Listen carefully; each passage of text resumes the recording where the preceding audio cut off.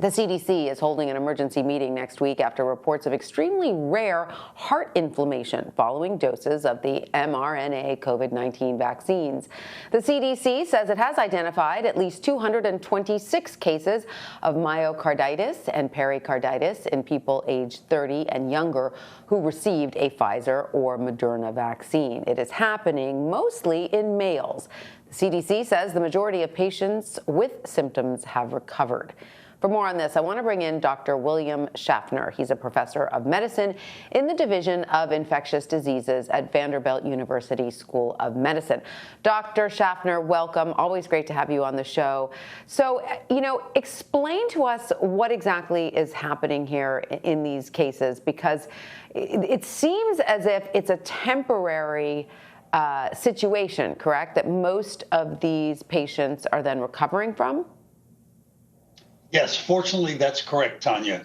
These are, relatively speaking, mild cases of inflammation of the muscle of the heart or the membrane that surrounds the heart. And over a period of time with treatment, people are getting better and able to get back to their normal lives. It's occurring at a rate among vaccinated people that's a bit higher than the expected rate in the general population. And it also happens more frequently after the second dose.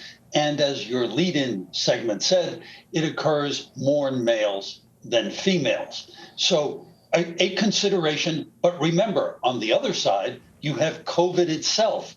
That virus can do the same thing at much higher rates, and they persist longer. So the equation solves, in my view, very much in favor of the vaccine. My grandchildren have been vaccinated. Right. And both of my children have been vaccinated, including my 12-year-old. So I'm totally on board. But doctor, what signs should people be looking out for, especially if you have, someone in your family, a young male, who may have certain heart issues? Some young people have heart murmurs. Is there any pre-existing condition that might make someone more susceptible to this? So far, we don't think that there's any predisposing condition, but certainly if the younger person develops any kind of chest pain, shortness of breath, a sense of fatigue, even fever, those are the things that should bring them to medical attention right away.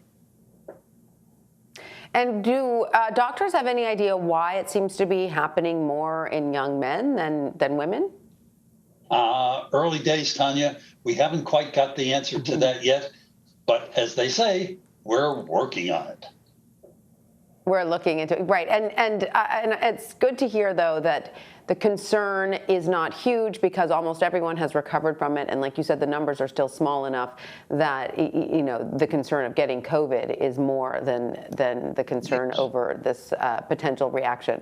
Doctor, I want to switch topics for a moment now to routine vaccinations. The American Academy of Pediatrics is calling on parents to get their children up to date on their regularly scheduled vaccinations as they prepare to return to in-person learning in the fall. The CDC said those vaccination rates dropped during the pandemic and may raise the risk of other outbreaks when schools reopen. Are you concerned about that at all? Oh, it's a matter of top of mind for pediatricians and all public health officials because during the pandemic, of course, we kept everyone at home. They didn't go to see the doctor for their routine health care.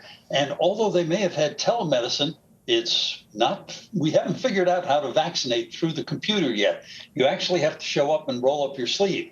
So during this summer, as children prepare to go to school, parents, bring them to your pediatricians and family doctors. Let's get them caught up in their vaccinations because clearly vaccinations diminished, but we've got plenty of time to catch everybody up again so that when they go to school, they'll all be well protected.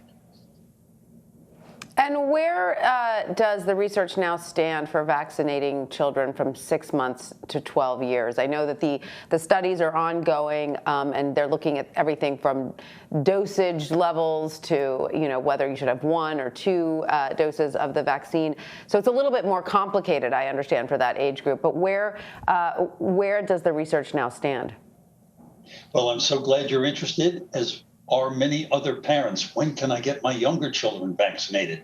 All those studies are currently underway, and we hope the results are in sometime in the fall. We'll see how quickly that happens, but probably not during the summer in time for preschool vaccinations. But nonetheless, once school is in place, sometime in the fall, those data should start coming in. All right, and Doctor, finally, how concerned are you about the variant, which appears to have originated in India, but is now found in the UK and throughout Europe? This variant that doctors say is more contagious and more deadly.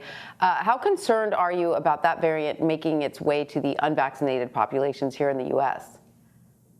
We still have far too many unvaccinated people in the United States, and they will provide the environment for this Delta variant to spread. So I would urge everybody to come out and get vaccinated, because we can curb the spread of all these variants if we're all vaccinated. But if you have susceptible people out there, and this variant is already in this country, if it starts to rev up and starts to spread, it will spread among the unvaccinated for sure.